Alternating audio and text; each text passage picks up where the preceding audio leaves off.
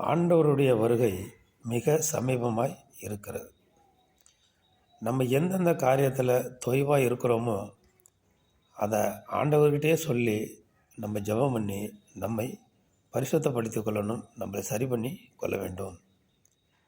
உலகத்தில் நிறைய பேருக்கு சுவிசேஷம் அறிவிக்கிறாங்க, ஏசப்பா மறுபடியும் வரப்போகிறாங்கன்னு சொல்லி அறிவிக்கிறோம். அவங்க என்ன பண்ணுறாங்க, நம்மளை பைத்தியக்காரன், பித்துக்கொல்லி, இவன் லூஸு, இவங்க மதம் மாற்றுறாங்க அப்படின்னு சொல்லி அடிக்க வராங்க, திட்டுறாங்க, துன்புறுத்துகிறாங்க, கேலி செய்கிறாங்க, கிண்டல் செய்கிறாங்க.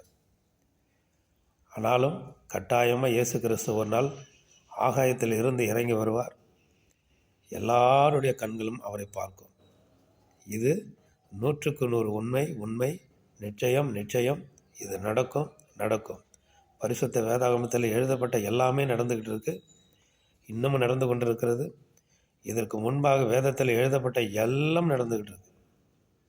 அதில் ஒரே ஒரு வார்த்தை கூட தப்பு இல்லாத பரிசுத்த வேதாகம், கடவுளுடைய வார்த்தை. மீதமுள்ளதும் நடக்கும். மீதமுள்ள எழுதி வைத்த எல்லா தீர்க்க தரிசனங்களும் நிறைவேறும். அதே போல் இயேசுவும் வருவாங்க.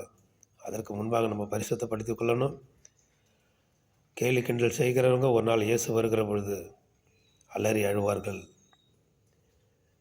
அப்பொழுது ஒன்றும் செய்ய முடியாது.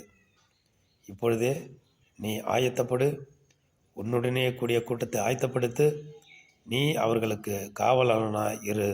ஆமென். அல்லேலூயா.